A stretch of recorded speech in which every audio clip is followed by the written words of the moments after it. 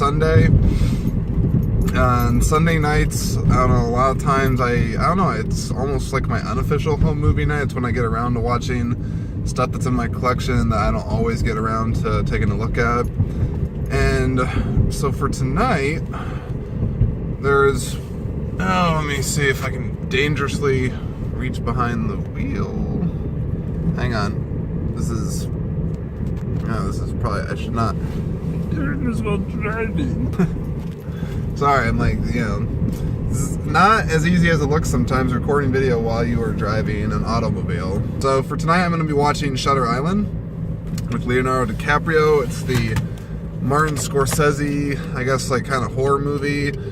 Now, admittedly, I've only ever seen this movie one time, I think, and it wasn't in theaters. I was watching it with a group of friends years ago when it came out, and I remember just kind of being like, oh, that was, decent, whatever, but I wasn't really paying attention to the movie that much. Like, we had like music on, and I think a couple of drinks, so don't judge me too hard, but yeah, so I'm gonna give it a shot again tonight, to check it out, and I'll give you guys my thoughts on that. The movie I actually just recently watched. I just watched it last night again for, I don't know how many times. It's actually a movie I think that's kind of grown on me, and that's Tom Cruise in The Last Samurai. It's a really rock solid film, and I'm not the biggest Tom Cruise fan. I sort of just think he tends to play himself every once in a while. It's like, oh, if it's Tom Cruise in a movie, it's Tom Cruise in a movie. With the exception of Last Samurai, Collateral, and what other Tom Cruise movies I like? Like Jerry Maguire, I guess, but that's still him kind of playing a version of himself, I feel like. But I definitely think The Last Samurai is one of Tom Cruise's best movies that he's ever been in. Ken Watanabe, I think he should have been up for, an Oscar for the role. He just does such a good job to it, and really, you understand the samurai through his eyes, and it's tremendous, absolutely tremendous. But anyways, first stop that I'm making right now, whose car this is parked in front of my shit, but, well, hang on. Making a quick stop at my little brother's house. He's back in town from college, so I just gotta pay him a visit, and I'm gonna take this camera with me, and we'll see what happens. He'll no doubt think I'm a douche for recording, but whatever, right?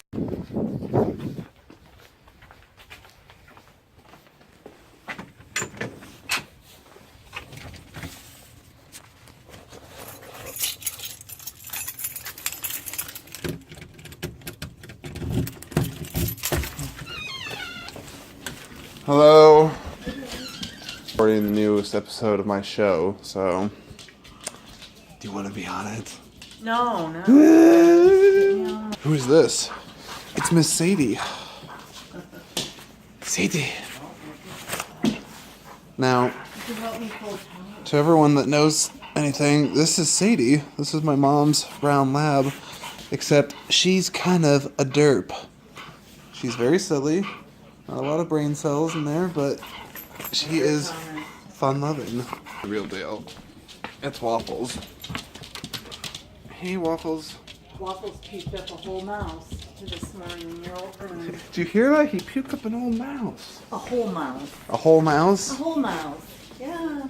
Ew. It's not great. It's disgusting. Was its head in there or anything? The whole body, Tony. He lapped up the entire body. This is why he's the best. Alive. Welcome to paradise. It's alive. Crazy. This is my little brother Thomas, who promised he was going to hang out with me today, did not call me, and ended up just being a total loser. Observe the Waffles in his natural habitat. Observe how there is zero shit given. He is a beautiful yellow tabby. Has around 12 years or so of a history. I found him. What? Isn't he 13 now? Are you 13 years old? Actually, fun story about my cat is I named him Waffles after the movie Kangaroo Jack. Does anyone remember that movie? It's really not that good. It's actually pretty bad. But oh, that's love right there, folks. Um, yeah, the movie Kangaroo Jack, Anthony Anderson, who's Jerry O'Connell's best friend in the movie, he has a pet dog that he screams frantically in like the first 15 minutes of the movie, Waffles, Waffles, and I thought it was really funny. It would make for a funny pet name, and there you go. That's why we have him. Go. Oh! I think I caught that. Yeah, well, as you can see, the settings here have changed a little bit. Yeah, ended up falling asleep rather late last night, so I did not have a chance to get around to editing it. To editing this till today. But anyways, yeah, so I did end up actually watching Shutter Island. I honestly think I might have fallen asleep at the end of it, but I do remember what the ending is. But yeah, I hadn't seen the movie, honestly, since it came out, years ago. And did I like the movie? Yeah. Yeah, no, I mean, I actually think I liked it better this time than the first time I watched it, and I think that's just because I was paying more attention to like the little details, because this is a movie I think that actually does benefit from like a repeat viewing. Caprio, I mean, he kills it. Michelle Williams, which I don't know what it is about Michelle Williams. She always seems to be like playing someone that is getting over something, is an emotional wreck. I mean, Manchester by the Sea obviously is what I'm using as the most recent example, but I mean, she does it a lot. Like even in Blue Valentines, she's sad. Manchester, she's sad. Every damn movie I seem to see her in, she's always sad. I had something on my mind, and this is definitely going to serve as a rant of sorts. Not too long ago, I recently got the chance to go check out the movie Hidden Figures, which I know it's been out for, a while and stuff, and it had a lot of buzz come Oscar time for Best Picture and stuff like that. But I didn't get around to seeing it until just about like a week or so ago. And okay, this will, I guess, sort of serve as a, brief review for the movie. I liked it. I thought it was fine. I did not think it was a Best Picture movie. I mean, it does follow the sort of stereotypical cliches of like a feel-good biopic of like something that happened in history that we should be proud of, which we should definitely be proud of this. And I like that it did shed a light on not only African American struggles in that time, but just being a woman and how difficult that is.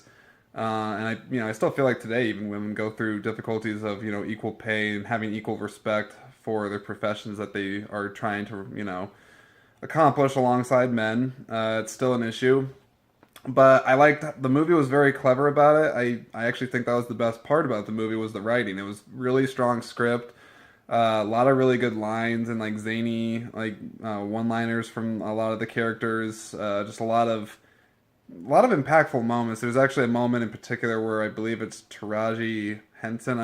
I might be butchering her name, but she has this moment basically where she breaks down to her superiors just about like how she is like hand over fist being treated unfairly compared to her other workers, and it's a very powerful scene. But yeah, anyways, the movie was solid, but then this thing happened at the end of it, and this is what I'm wanting to complain about, is a bunch of people started clapping. Oh god, absurd. I find it absurd when I don't care how good the movie is, when like the entire audience will be like, oh, like start like applauding it and like verbally doing like woo woo and like all this stupid stuff as if they're at a live event. I hate to break it to you people, for any of you that are guilty of this, you are not at a Broadway show. You are not at a play. You are not at some live theatrical experience. No, none of the performers can hear you. The director can't hear you. The cast can't hear you. The writer, the DP, the sound guy, the editor. None of these people, none of them, hear you or give a shit about you flapping your arms like a bunch of silly otters. Just it doesn't matter, okay? It does not matter. I think the first time I ever had to deal with this, and by the way, for the record, every time that this happens, it just causes a major eye roll for me. I just don't get it. Like, yes, enjoy that the movie was good. Be happy that you got to see a really great film and talk about it with your friends and your family or your colleagues or whoever else. I do not care. But point is, no one gives a shit when you clap. Just don't do it, okay? I mean, if you want to do it in your living room, like, fine, do it then. I mean, it's even more silly to do it then, honestly. But the only time that you should be clapping for a movie is, like, let's say, like, you like actually are at a film festival, or you're actually at, like, the premiere of the film or the screening of the film, where a lot of the people behind the movie are there in the audience watching it with you. Then yes, by all means, clap. Especially if they're going to do like a guest panel or a Q&A or whatever. Clap. Then do it, because then you will be showing them the respect that they deserve for all their hard work and dedication that they put into the project. But by just sitting around in darkness in some theater in the Midwest, which is where I live, where none of these people have a shot in hell of knowing that you did it, it's just a waste of time and it looks silly. Another thing while I'm on the subject of just complaining about stuff, people that have to, I just call them commentators, they're not necessarily one that talks during a movie, because there is a difference between someone that talks during a movie and someone that commentates. A talker in the movie is just someone that's like leaning over to like their friend or whoever and just going like, oh, like, what do you think, like is that guy dead? Like, what just happened now? Terrible diarrhea. I can't stand it. I don't like having to hear it. So that's a talker, someone that does that. Now, someone that is not a talker, now they are what I call commentators. They're the people that audibly have to voice their thoughts and reactions for the entire audience to hear. Like, perfect example, usually you get this a lot in horror movies, is like, characters doing a stupid decision, that like everyone knows in the audience probably figures that they're going to bite the dust, but whatever, this person has to vocalize it because apparently we're too clueless to understand. Let's be walking, oh shit! That's bad. Oh, man, is he really doing that? Oh, I can't believe he did that. Can anyone else believe that he did that? Is anyone else aware of this decision? Oh my God, no one else was. I'm so glad I had to be super loud and ruin your entire fucking night. Why? Don't do it. I had to deal with this at the Hidden Figures thing. There was this guy that kept blabbing on and on. Anytime like a character had a moment where it was just like, yeah, she's like standing her ground or, proving a point. So it's like, oh yeah, damn straight. Oh my God. I can't stand it. I really can't stand it. Like the talkers I can deal with, like I'll give them like a polite shush, do something like that. Commentators, awful. Another thing that's actually terrible too is the people that seem to think that everything is funny. Like, and I mean everything. Like, I don't care if it's a comedy or whatever. Like they laugh at moments where like either the other audience is laughing or whatever, and that's fine. I understand that humor is a subjective thing. Not everyone laughs at the same things. I'm not poaching on someone that will laugh at something that I might think is not funny. That's not what I'm saying. What I'm saying is, though, is when your laugh is so obscene and so loud and so distracting to what you're to the film experience that it's just flat out awful. It is terrible. Like, I think like one of the best examples I can remember in my entire life of like the worst I've ever had to deal with for this was I went and saw the Simpsons movie when that came out, and it was a really big deal. It was like a packed, sold out theater, whatever. I'm sitting in there watching it, and a lot of the movie is pretty funny. I still think it holds up well. But there's scenes in the movie where it gets just like basic stuff from the show where it's just like Homer could walk in and just be like, hey Marge, I'm home. And the guy would just be like, ah! Ah! Ah! Like, for everything. There could just be like a fucking outside shot of Springfield Elementary or something. The guy'd be like, ha ha ha! Why? No one cares. And not only that no one cares, it's just appalling and flat out fucking annoying. Shut up. Okay. Anyways, I actually think this is going to be something I'm going to be doing more. It's not necessarily rants, though. I do like to rant about stuff. It's a great way to blow off steam. But I think come in the future, I'm just going to have videos where I'm just going to be talking more in depth about just a topic that I have thoughts on or that concerns me or whatever, and just sort of share my thoughts and just, talk to you. That's what I want this to be, is just like me having a conversation as if I was sitting down with you right now. Another Blu-ray purchase, I'm just rambling here, but I got Shutter Island, so like that's why I was watching Shutter Island, because I went out movie shopping and I ended up picking up that, and then I actually ended up getting Face Off, which is I won't even call it a guilty pleasure. I mean, I could definitely see how now it might be considered that, considering I mean it doesn't probably hold up as well as I remember it. But I absolutely love Face Off. It has absolutely some of the best Nick Cage mannerisms to make fun of in a movie. John Travolta is insane.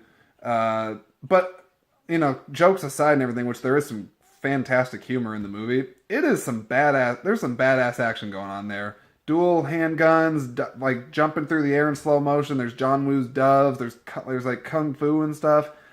I mean, there is fucking insane action in these movies like this, and I love like John Wick and I love these movies, but Face Off just has such like an over the top yet believable quality to it. Not like an Expendables thing, but it's fun. It's big. It's loud. I don't know. It's kind of like when Michael Bay does his action right. That's kind of what the movie, in a way, reminds me of. It's like it's just so good, so good. So if you haven't seen Face Off, please do yourself a favor and see it. It is fantastic. The concept, I actually think the concept is still pretty awesome. Like some people might find it cheesy or whatever. It's neat, dude.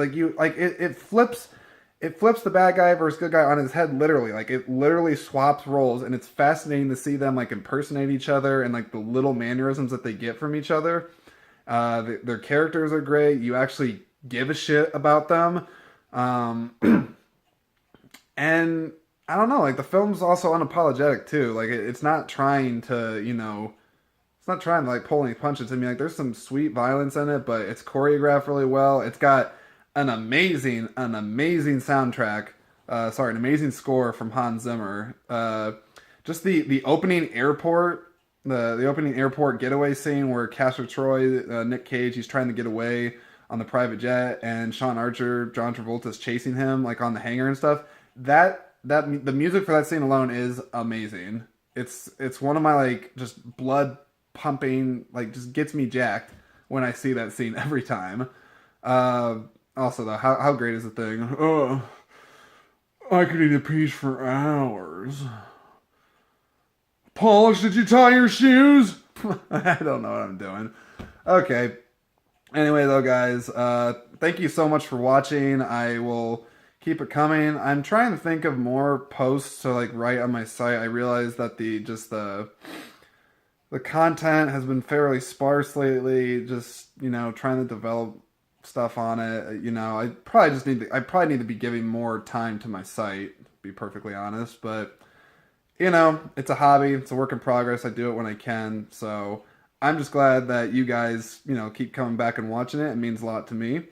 All right, thanks so much for watching, guys, and I'll see you next time. Take care, buddy.